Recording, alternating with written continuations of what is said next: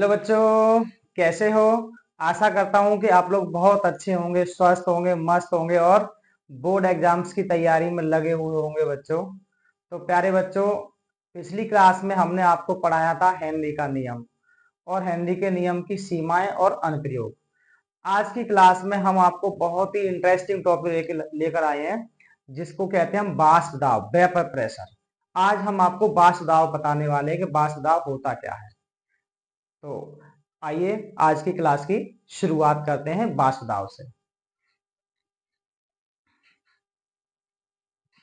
क्या है बच्चों? वाष्प दाब। वाष्प दाब, इसको इंग्लिश में बोलते हैं बच्चों वेपर प्रेशर। वेपर प्रेशर,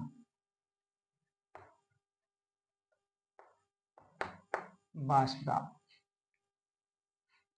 तो वाष्प दाब होता क्या है? यानी किसी भी द्रव की सतह के अणुओं द्वारा वाष्प में परिवर्तित होने के लिए स्वतंत्र तल पर जो दाब आरोपित किया जाता है बच्चों, उसी को हम कहते हैं वाष्प दाब। वाष्प दाब हम खुले हुए बर्तन और बंद बर्तन दोनों में देख सकते हैं बच्चों। जैसे खुला हुआ बर्तन हम ले लें, ये है हमारे पास खुला हुआ बर्तन, ये है, और इसमें बच्चों हमने भर लिया है जल, भर लिया। क्या ले लिया बच्चों? जल।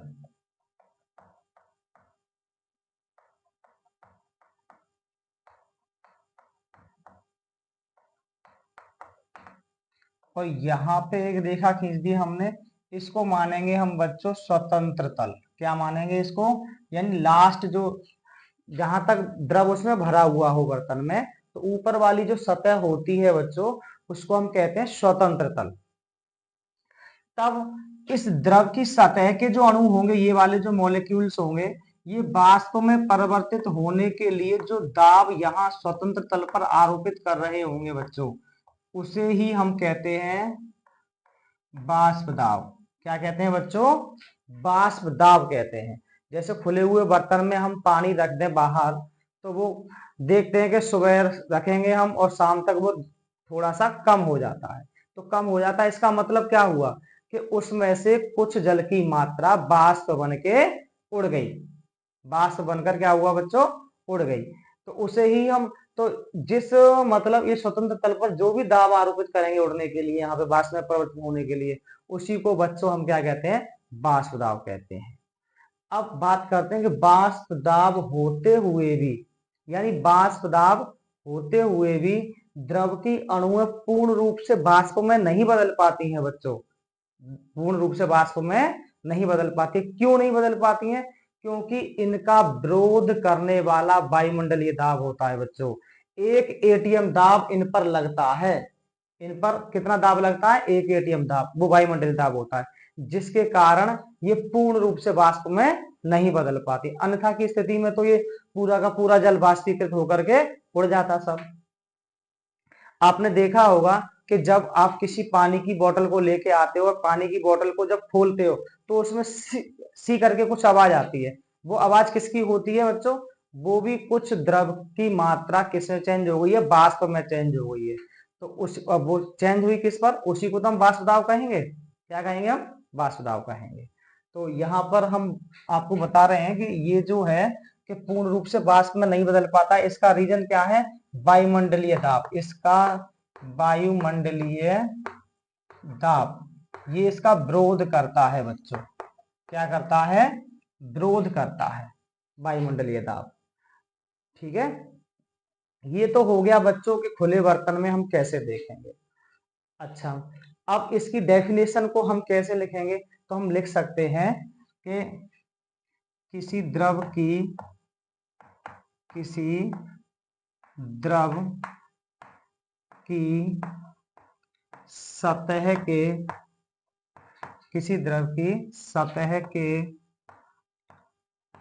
अणुओं द्वारा, अणुओं द्वारा वाष्प में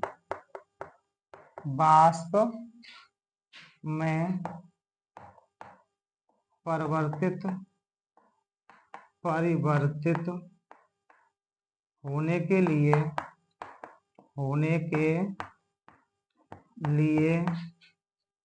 स्वतंत्र तल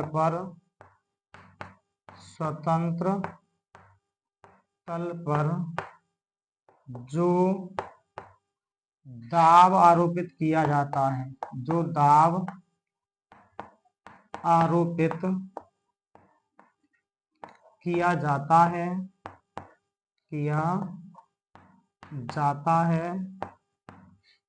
उसे वाष्प दाब कहते हैं। क्या कहते हैं बच्चों? उसे वाष्प दाब कहते हैं। अच्छा, अब बात करते हैं हम कि ये तो हमने खुले हुए बर्तन में देख लिया। अगर हम बंद बर्तन में देखना चाहें तो बंद बर्तन में भी हम बच्चों देख सकते हैं कि वाष्प दाब क्या होता है। जैसे यहाँ पर एक डायग्राम बनाते हैं। ये कोई हमारे पास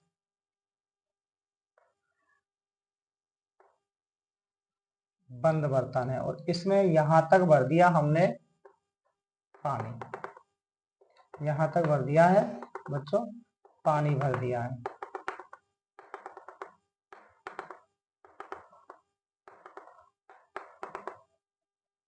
तो होगा क्या बच्चों, जब इसको हम ताप दे करके, क्या दे करके बच्चों?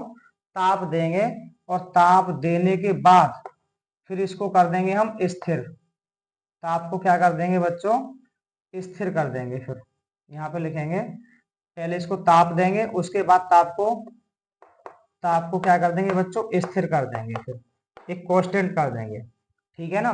तो प्रारंभ में क्या होगा कि इसका वाष्पन स्टार्ट हो जाएगा, यानी ये जो द्रव की मॉलिक्यूल्स हैं वो वाष्प में बदलने लगेगी बच्चों।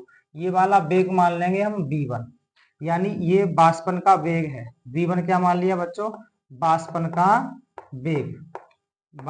वेग।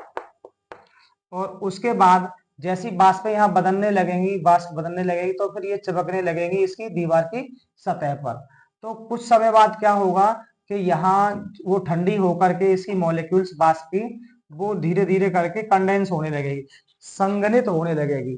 तो वो टपकेगी यहाँ पे v2 वेग से। उसका मान लिया वेग हमने बच्चों v2, यानी v2 क्या है? संघनन का वेग है बच्चों, संघनन का वेग है। तो प्रारंभ में बच्चों क्या होगा? प्रारंभ में v1 ज्यादा होता है v2 से, वाष्पन का जो वेग है वो ज्यादा होता है संघनन वाले से। लेकिन कुछ समय बाद क्या हो जाता है बच्चों कि जब ये ज्यादा वाष्प जो ज्यादा पानी वाष्प में बदल चुका होता है तो संघनन का वेग बढ़ जाता है, यानी v2 ज्यादा हो जाता है। फिर इसके भी कुछ समय बाद एक अवस्था ऐसी आती है जब v1 बराबर क्या हो जाता है बच्चों? v2। जब v1 बराबर क्या हो जाता है? v2, यानी जितना वाष्प बन रहा होगा द्रव से उतना ही वाष्प द्रव में चेंज हो रहा होगा। तो इस अवस्था को बच्चों कहते हैं हम द्रव वाष्प साम्यावस्था। इस अवस्था को क्या कहते हैं बच्चों? द्रव वाष्प साम्यावस्था, यानी द्रव वाष्प साम्य। ये वाष्प है, इसकी दीवार पर चिपक रही होंगी बच्चों, है ना? तो इस अवस्था में द्रव वाष्प साम्यावस्था पर वाष्प जो है इस बर्तन की दीवारों पर जितना दाब आरोपित करेगी बच्चों, उसी को हम क्या कहेंगे? वाष्प दाब कहेंगे बच्चों। क्या कहेंगे उसी को? वाष्प दाब। यानी द्रव वाष्प साम्यावस्था पर जो वाष्प की मॉलिक्यूल्स हैं वो बर्तन की दीवार पर जितना दाब आरोपित करेंगी उसी को हम क्या कहेंगे बच्चों? वाष्प दाब कहेंगे। तो ऐसे करके हम बंद बर्तन में भी देख सकते हैं। ठीक है ना बच्चों?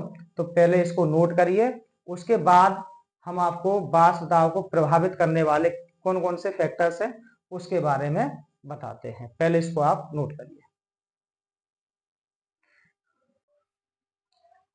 हाँ तो प्यारे बच्चों, आपने देखा था कि एक बंद बर्तन में वाष्प दाब को हम किस प्रकार से देखते हैं। जैसे हम एक बंद बर्तन में सबसे पहले द्रव को लेते हैं और उसके बाद उसको गर्म करके ताप को स्थिर कर देते हैं, और ताप को स्थिर जब हम करते हैं तो प्रारंभ में वाष्पन का वेग बच्चों अधिक होता है और संघनन का वेग क्या होता है, कम होता है।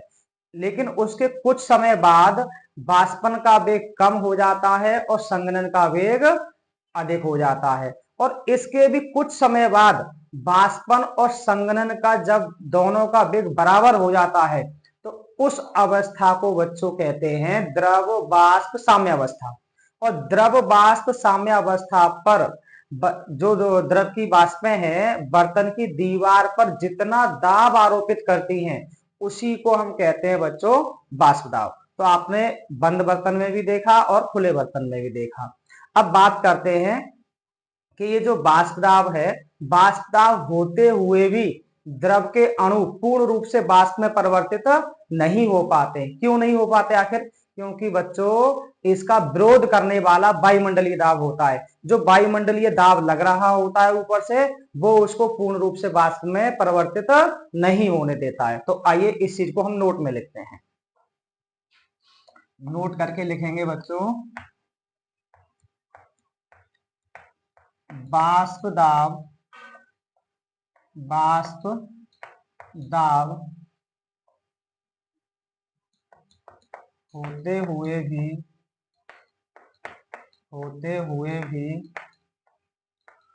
द्रव के अणु पूर्ण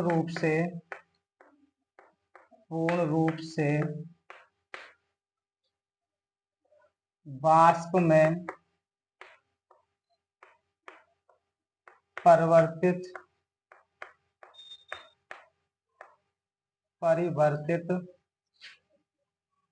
नहीं हो पाते हैं, क्योंकि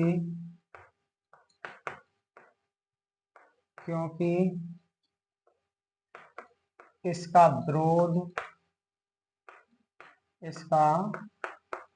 विरोध करने वाला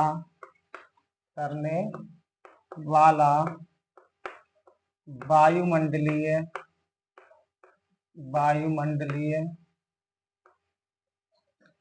दाब होता है। वायुमंडलीय दाब होता है, यानी वायुमंडलीय दाब एटीएम, एक एटीएम होता है बच्चों जो हम सब पर प्राकृतिक रूप से लगता है। अब बात करते हैं कि वाष्प दाब को प्रभावित करने वाले कौन कौन से कारक हैं। ऐसे कौन कौन से फैक्टर्स हैं जो वाष्प दाब को प्रभावित करते हैं। Factors affecting to vapour pressure. तो हेडिंग लगाते हैं, वाष्प दाब को प्रभावित करने वाले कारक। वाष्प दाब को प्रभावित करने वाले कारक, तो इसमें सबसे पहले बच्चों हम पढ़ने वाले हैं द्रवों की प्रकृति।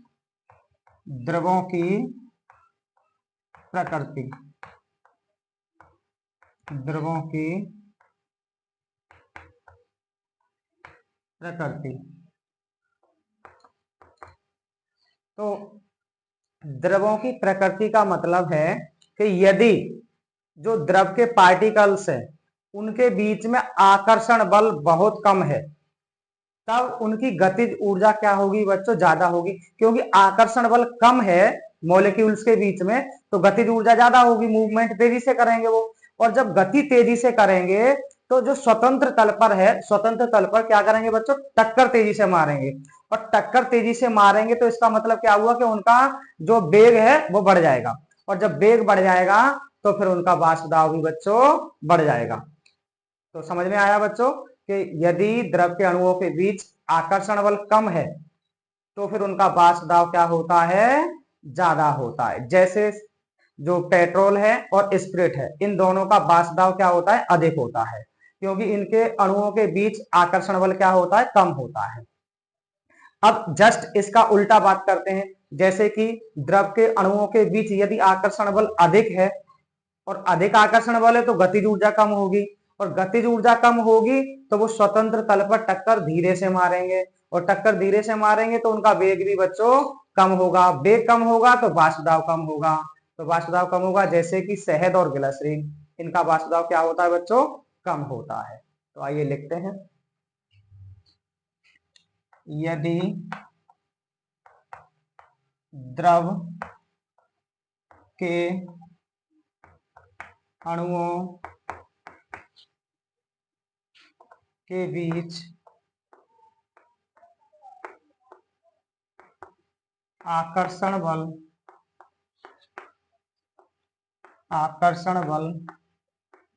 कम है तो उनकी गतिज ऊर्जा अधिक होगी, गतिज ऊर्जा अधिक होगी, इसलिए वे स्वतंत्र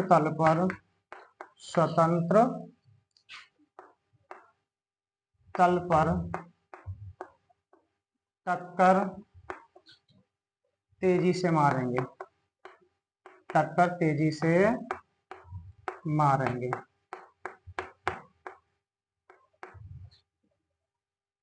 अतः स्वतंत्र तल पर जब टक्कर तेजी से मारेंगे, अतः उनका वेग अधिक होगा, वेग अधिक होगा, इसलिए वाष्प दाब भी अधिक होगा, वाष्प दाब भी अधिक होगा। एग्जाम्पल में देखते हैं बच्चों, जैसे पेट्रोल व स्प्रिट का वाष्प दाब, पेट्रोल व स्प्रिट का वाष्प दाब अधिक होता है, अधिक होता है। अब जस्ट इसका उल्टा बात करते हैं बच्चों, यहां पे लिखेंगे, यदि द्रव के अणुओं के बीच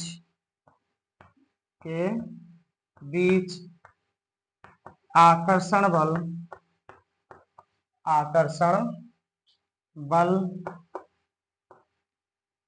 अधिक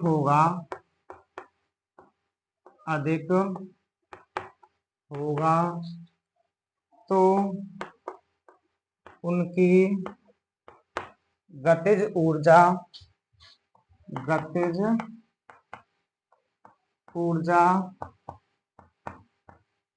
कम होगी,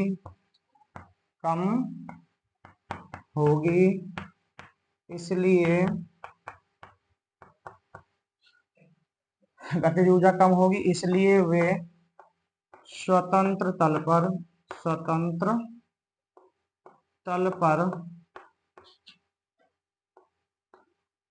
टक्कर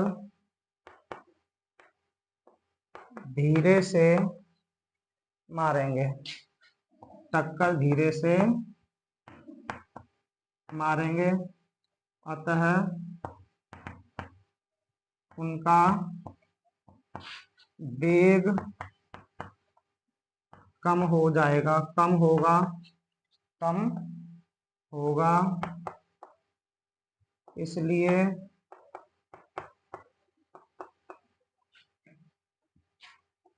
उनका वाष्प दाब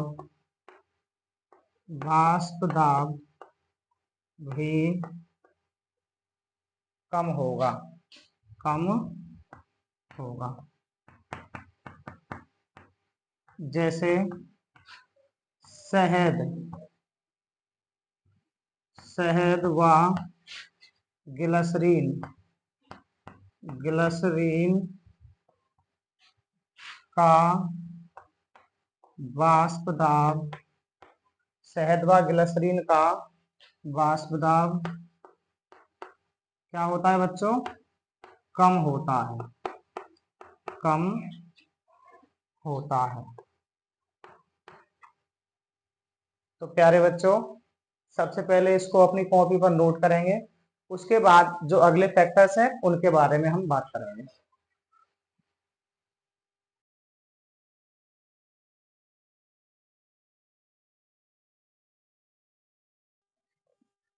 अब बात करते हैं सेकंड फैक्टर के बारे में। दूसरा फैक्टर है बच्चों ताप। क्या है? ताप। तो अगर हम ताप बढ़ाएं तो वाष्प दाब क्या होगा, बढ़ेगा या घटेगा? बताइए। ताप बढ़ाने पर वाष्प दाब क्या होता है बच्चों? बढ़ता है। क्या होता है? बढ़ता है। अब ताप बढ़ाने पर वाष्प दाब बढ़ता क्यों है? तुमने देखा होगा कि अगर हम किसी पात्र में पानी ले लें और उसको अगर हम गर्म करते हैं तो फिर वो वाष्प में बहुत तेजी के साथ बदलने लगता है, वाष्प में वो बहुत तेजी के साथ में बदलने लगता है। अब क्यों बदलता है बच्चों, ये और सुनो। यानी उनके कणों की जो है ऊष्मीय ऊर्जा बढ़ती है। कणों की क्या बढ़ती है बच्चों? ऊष्मीय ऊर्जा। और जब कणों की ऊष्मीय ऊर्जा बढ़ेगी तो उनकी गतिज ऊर्जा बढ़ती है।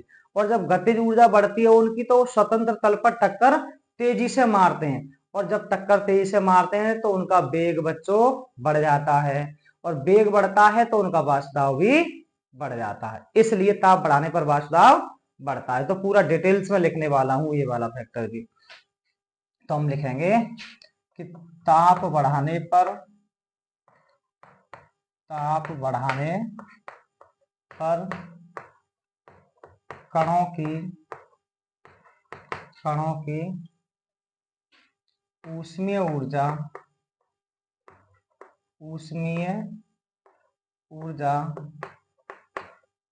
बढ़ती है, बढ़ती है, जिसके कारण, जिसके कारण गतिज ऊर्जा बढ़ती है, गतिज ऊर्जा, जिसके कारण गतिज ऊर्जा बढ़ती है, इसलिए बढ़ती है, इसलिए वे स्वतंत्र तल पर, स्वतंत्र तल पर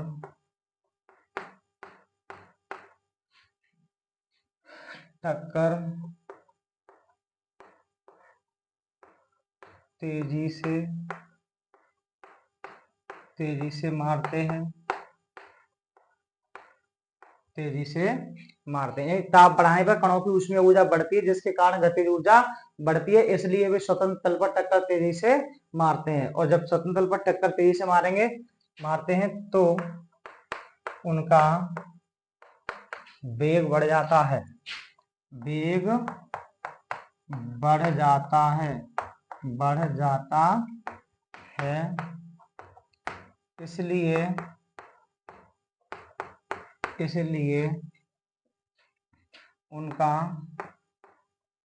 वाष्प दाब, वाष्प दाब भी बढ़ जाता है, वाष्प दाब भी बढ़ जाता है। तो समझ में आया होगा बच्चों के ताप बढ़ाने पर वाष्प दाब क्या होता है? बढ़ता है। अब क्यों बढ़ता है वो हमने पूरा रीजन लिख दिया है यहाँ पे। अब बात करते हैं सांद्रता की। किसकी बात करते हैं बच्चों? सांद्रता की। तीसरे फैक्टर में सांद्रता।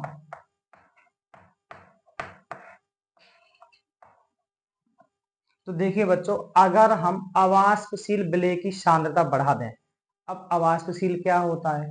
अवाष्पशील का मतलब होता है बच्चों जो वाष्पित ना होता हो, जो वाष्पित ना होता हो। जैसे पानी खोल रहा है आपका, पानी तेजी के साथ उबल रहा है, उसमें आपने एक मुट्ठी भर के नमक डाल दिया, तो नमक तो बच्चों वाष्पित होता ही नहीं है, और ये वाष्पित नहीं होता है तो कैसा है? ये अवाष्पशील है। क्या है बच्चों? अवाष्पशील है। ऐसी चीनी वाष्पित नहीं होती है, तो वो भी क्या है? अवाष्पशील है। तो जब हम किसी अवाष्पशील विलेय की सांद्रता बढ़ाते हैं तो फिर क्या होता है? वाष्प दाब बच्चों घट जाता है। आपने देखा होगा घरों में प्रैक्टिकल करके कि जब पानी तेजी के साथ उबल रहा हो और उसमें एक मुट्ठी भर के चीनी डाल दें या एक मुट्ठी भर के नमक डाल दें, तो पानी का उतनी तेजी के साथ उबलना, मतलब उसकी जो स्पीड होती है, उसका जो वेग होता है, उसमें क्या आ जाती है बच्चों? कमी आ जाती है। फिर वो उतनी तेजी के साथ नहीं उबलता, फिर उस टेम्परेचर को वो बाद में ले पाता है बच्चों, धीरे धीरे करके। तो अवाष्पशील विलेय की सांद्रता बढ़ाने पर क्या होता है बच्चों? वाष्प दाब घट जाता है। यहाँ पर लिख सकते हैं हम कि अवाष्पशील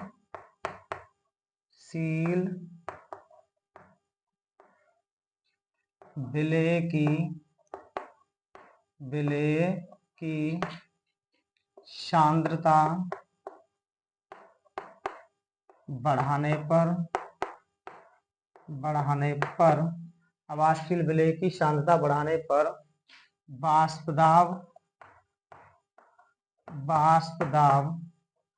घट जाता है।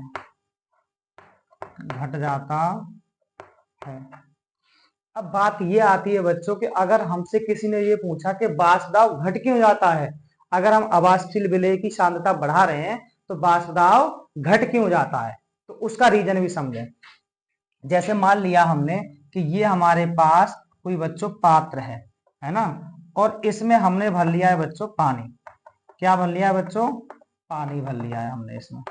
तो अब इस पानी के जो मॉलिक्यूल्स हमने मान लिए कि इस पानी में 2000 मॉलिक्यूल्स हैं, 2000 अणु हैं।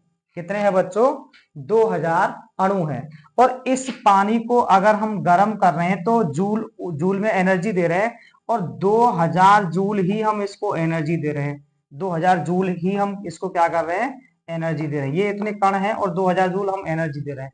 तो एक कण पर 1 जूल ऊर्जा काम कर रही है। एक कण पर कितनी ऊर्जा काम कर रही है बच्चों? 1 जूल एनर्जी लग रही है ना।